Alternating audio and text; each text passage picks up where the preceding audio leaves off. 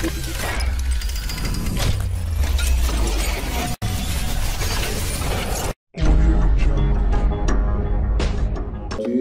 secrétaire général du ministère de l'Éducation nationale.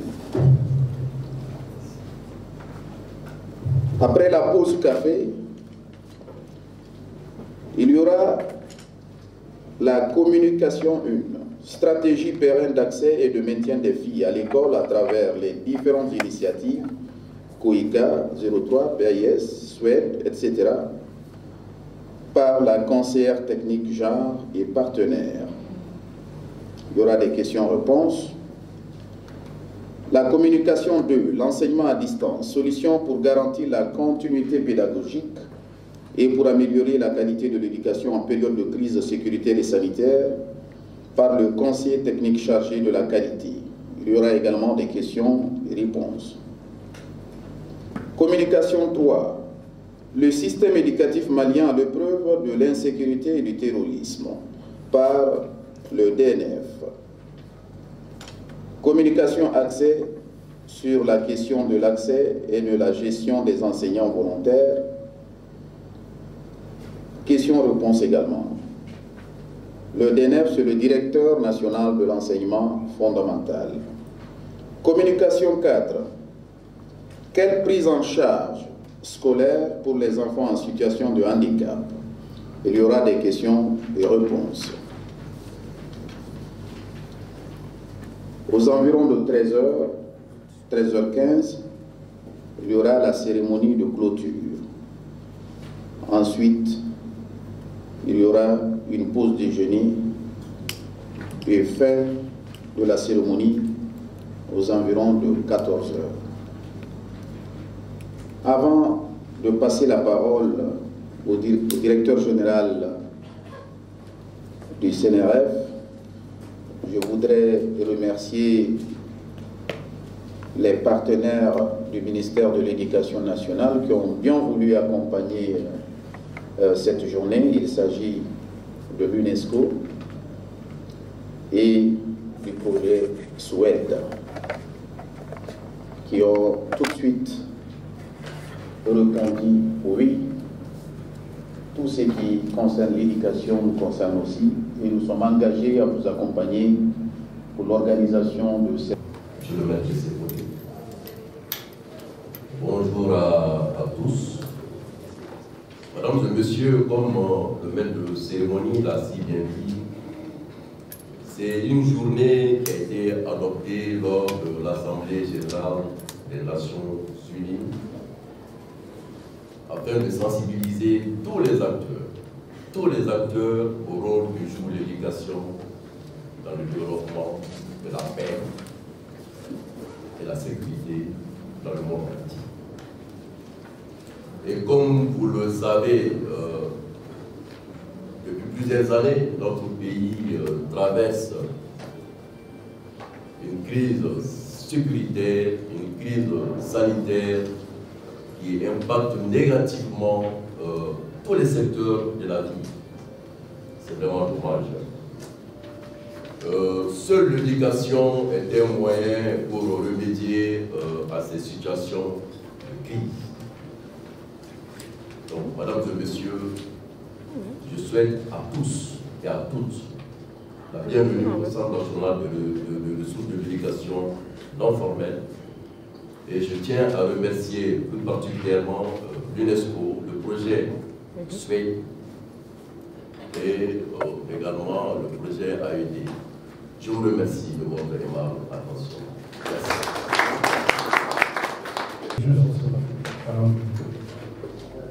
Dire à tout le monde ici que la réponse presque automatique du SUED, quand bien même qu'il fallait l'avis de non-objection de la banque, mais la réponse automatique du SUED à toute sollicitation du genre venant du ministère de l'Éducation nationale n'est que simplement le reflet de l'engagement de ce département dans le cadre du projet SUED, et cela depuis 2016.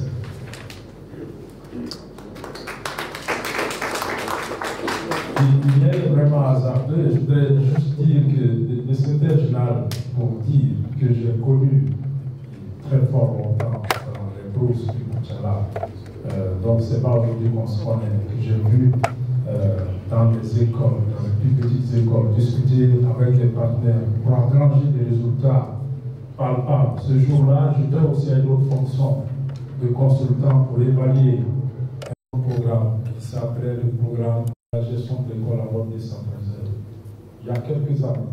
Bref, à commencer par lui, comme tous les autres cadres de ce département, avec qui nous avons longtemps cheminé, la conseillère technique qui a participé à l'écriture du projet SWED, le directeur national de l'enseignement fondamental qui était sur le terrain quand les SWED étaient là, dans les autres. Donc je pense que rien n'est du hasard. Nous avons un objectif et une bonne compréhension dans ce partenariat. C'est ça qui facilite un peu, qui facilite beaucoup les liens que nous avons aujourd'hui, parce qu'on tient tous à ce qu'on avance sur ces questions d'éducation en général et de la scolarisation des filles.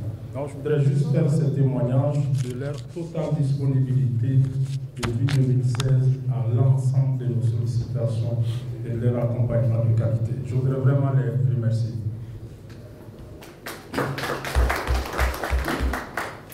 Alors, sinon, donc, je dirais, monsieur le secrétaire général, le représentant, madame le ministre de l'Éducation nationale, monsieur le représentant du ministre de l'Enseignement supérieur et de la recherche scientifique, monsieur le représentant de l'UNESCO à Bamako, monsieur le directeur général du CNRF, mesdames, messieurs les partenaires au développement, mesdames et messieurs de la presse, honorables invités, en vos rangs, qualité, grade, tout protocole observé, je voudrais vous dire bonjour.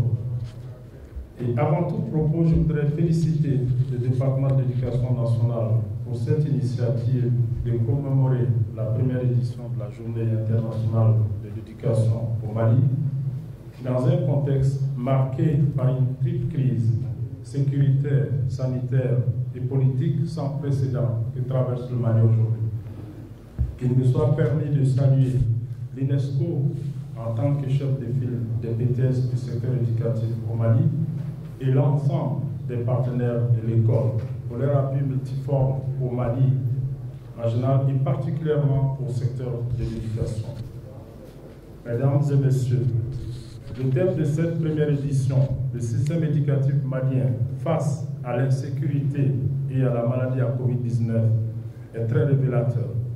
D'une part, de la situation que traverse l'école malienne, et d'autre part, il constitue une opportunité de discuter entre partenaires et acteurs de l'école sur les contraintes qui amenuisent aujourd'hui les efforts du gouvernement dans le domaine de l'éducation, mais aussi d'échanger sur les solutions et initiatives pouvant aider à maintenir un système éducatif performant au bénéfice de l'ensemble des populations en âge d'aller à l'école.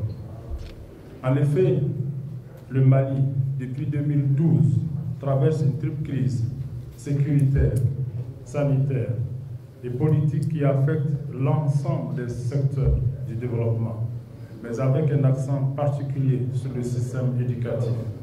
Plusieurs écoles sont en effet fermées et des déplacements massifs des élèves et des enseignants sont observés. Mesdames et messieurs, pour rappel, le projet SWED est une initiative régionale regroupant 9 pays, dont le Bénin, le Burkina, le Cameroun, la Côte d'Ivoire, la Guinée-Conakry, le Mali, la Mauritanie, le Niger et le Tchad, et qui a pour ambition d'accélérer la transition démographique et réduire les inégalités de genre en vue de créer les conditions pour l'atteinte du dividende démographique dans la région du Sahel. En effet, la dynamique démographique du Mali, à l'instar des pays du SWED, reste marquée par un taux élevé de fécondité de 6,3 enfants par femme et un taux de croissance démographique de 3,6% l'an, ce qui engendre une proportion élevée de populations à charge et un fort taux de dépendance démographique. Ce contexte engendre naturellement une forte demande sociale qui se traduit au plan éducatif par la création de nouvelles infrastructures, un besoin de création de nouvelles infrastructures scolaires, le recrutement de personnel enseignant et à former, et des exigences budgétaires énormes pour la satisfaction de ces besoins.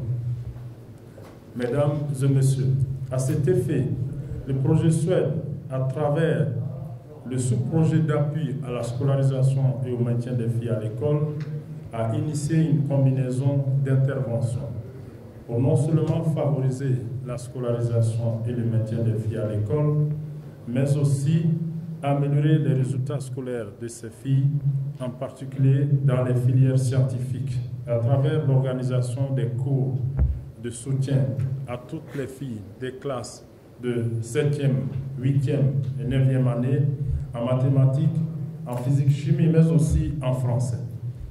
Ces différentes interventions ont permis de maintenir 26 000 filles à l'école grâce à la combinaison des interventions sur les bourses mamans, la distribution de vélos, des kits scolaires, des kits sanitaires, l'appui à l'hébergement et évidemment les cours de rattrapage, qui a eu pour effet une baisse drastique du taux d'abandon des filles dans les 75 écoles d'intervention de la première phase, qui est passé de 53% en 2016 à 2,5% en 2020, qui a permis de donner une seconde chance aussi à 7200 enfants déscolarisés, dont plus de 4500 filles non scolarisées ou déscolarisées précoces, de retrouver le chemin de l'école grâce à la stratégie de scolarisation accélérée dite ACL, qui a permis d'améliorer le taux d'admission des filles au diplôme d'études fondamentales de 30% de plus dans des zones où le paquet d'activités du projet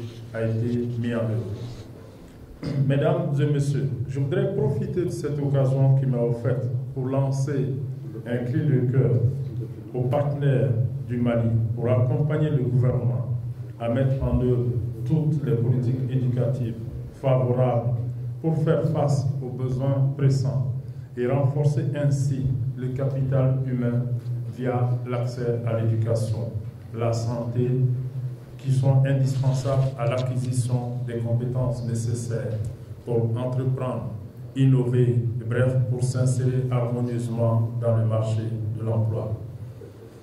Mesdames et messieurs, je ne saurais terminer mon propos sans remercier les partenaires du projet Suède, notamment la Banque mondiale et l'Agence française de développement qui apportent leur soutien financier au projet. Nous avons aussi le Fonds des Nations Unies pour la population, l'Organisation ouest-africaine de la santé, l'Union africaine, qui tous accompagnent techniquement le projet Suède pour faire en sorte que cette initiative du Sahel, qui a commencé par 6 pays, maintenant 9, bientôt 12, puisse aussi se démultiplier dans différents pays de l'Afrique, afin que notre démographie, qui constitue aujourd'hui une menace, en réalité n'en soit pas une, mais plutôt un atout que nous devons exploiter pour contribuer fortement au développement du continent. J'exprime aussi une seconde fois toute la gratitude du projet Suède à l'endroit du département de l'éducation qui nous a accompagnés depuis 2016 dans la conduite du projet Suède au bénéfice des populations maliennes. Je vous remercie pour votre aimable attention. Monsieur le représentant, Madame le ministre de l'Éducation, chers collègues, Mesdames et Messieurs les directeurs des services centraux, Monsieur le directeur général du CNRF, RNF, Monsieur le coordinateur du projet Suède, Monsieur et Madame du groupe du dialogue éducation, distingués invités en vos rangs, qualités et grades respectifs, tout protocole observé. Mesdames et Messieurs, au nom de la directrice générale de l'UNESCO et au nom des partenaires techniques financiers du groupe de dialogue éducation présent ici, la formation professionnelle, je m'en vais donc délivrer le message de la directrice générale célébration de la Journée internationale de l'éducation ce lundi 24 janvier 2022. Alors que nous célébrons la 4e Journée internationale de l'éducation, notre monde se trouve à un tournant. Des inégalités criantes, une planète abîmée, une polarisation croissante et les conséquences désastreuses de la pandémie nous placent devant un choix générationnel: continuer sur une voie non durable ou changer radicalement de cap. L'éducation peut nous aider à résoudre tous ces problèmes, mais elle doit relever de sérieux défis. Nous n'avons pas encore tenu notre engagement de garantir le droit à une éducation de qualité pour tous. Les perturbations engendrées par la COVID-19 n'ont fait qu'exacerber une crise de l'éducation qui, même avant la pandémie, privait l'éducation au niveau global de 268 millions d'enfants, en particulier des filles. En raison de cette exclusion, des millions d'enfants, de jeunes et d'adultes sont exposés à la pauvreté, à la violence et à l'exploitation. En ces temps exceptionnels, le statu quo n'est plus envisageable. Si nous voulons transformer l'avenir, si nous voulons changer de cap, nous devons repenser l'éducation. Il s'agit de forger un nouveau contrat social pour l'éducation. Donc, je pense qu'ici, c'est important de souligner que les enjeux de repenser l'éducation ne concernent pas seulement le Mali, mais nous sommes presque à l'échelle globale pour vraiment y faire face. Comme le propose le rapport de l'UNESCO sur le futur de l'éducation, publié en novembre dernier, nous devons donc réparer les injustices du passé et orienter la transformation numérique vers l'éducation et l'équité. Il faut également faire en sorte que l'éducation contribue pleinement au développement durable, par exemple en intégrant l'éducation à l'environnement dans tous les programmes scolaires et en formant les enseignants dans ce domaine. Et là, je tiens à féliciter le Mali pour l'inspiration qu'ils avaient eu déjà en plaçant donc l'ouverture de l'année scolaire, un élève là, qui marque bien cette prise de conscience et aussi des paroles qu'avait prononcées le Premier ministre lors de cette journée, qui marquait bien vraiment l'intention d'associer vraiment les valeurs donc, de la protection de l'environnement, la lutte contre le changement climatique au cœur du système éducatif. Pour ce faire, nous devons donc soutenir financièrement l'éducation en gardant à l'esprit qu'il ne s'agit pas d'une dépense, mais plutôt d'un investissement. Et je pense que là, c'est vraiment important de le réitérer. C'est pourquoi nos États membres ont réaffirmé dans la déclaration de Paris adoptée lors de la réunion mondiale de l'UNESCO sur l'éducation en novembre dernier, leur engagement à consacrer au moins 4% du PIB ou au moins 15% des dépenses publiques à l'éducation.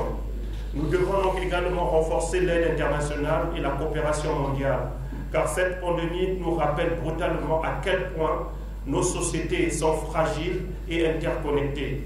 Ce n'est qu'ensemble que nous pourrons réaliser ce changement par la solidarité et la coopération.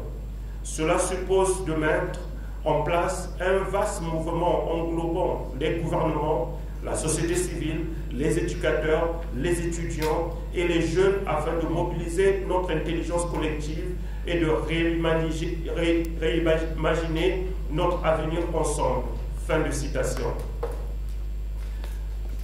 Monsieur le représentant, donc, Madame le ministre, au Mali, les partenaires de l'éducation en partenariat avec le gouvernement et les autres acteurs œuvrent chaque jour à garantir le droit à l'éducation à tous les enfants, notamment ceux vulnérables et affectés par les crises sécuritaires et sanitaires.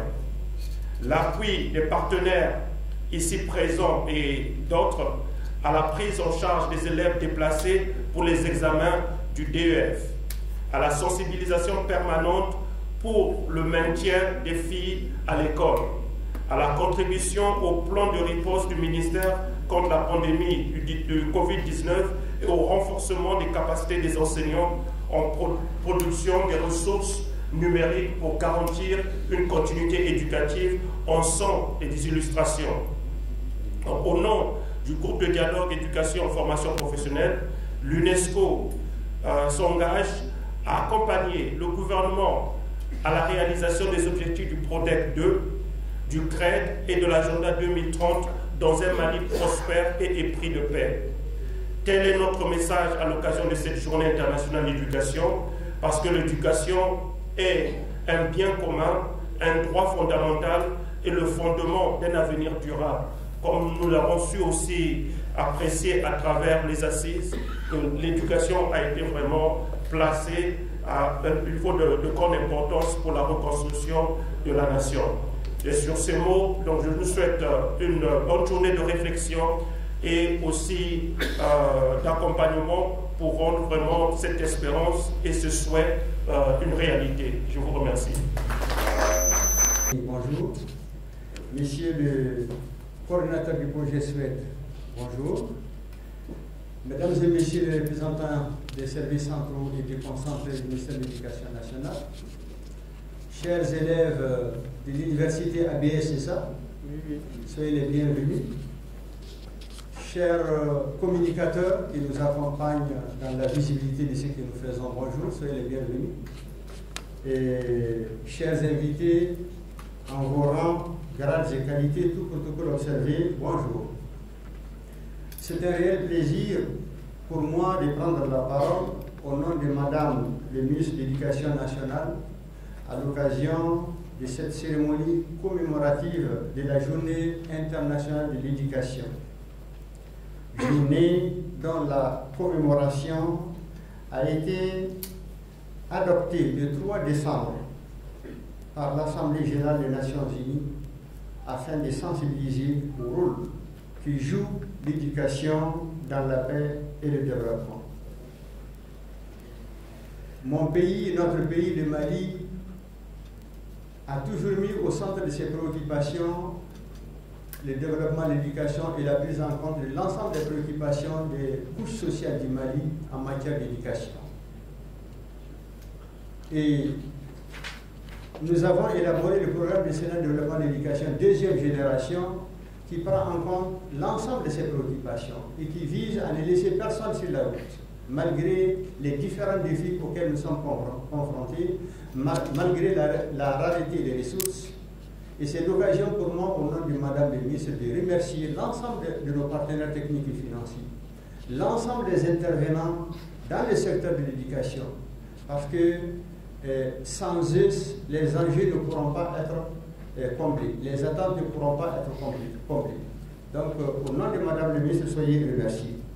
Et comme vous le savez, et pour cette raison, l'éducation constitue un droit fondamental, indispensable au développement de l'individu, de la société et nécessaire au bien-être. Elle a toujours été considérée comme primordiale, car participant au développement socio-économique des sociétés. L'éducation des filles en particulier, par son impact sur la maîtrise de la fécondité, l'amélioration de la santé, l'accès à un emploi qualifié est perçu comme une clé majeure de développement.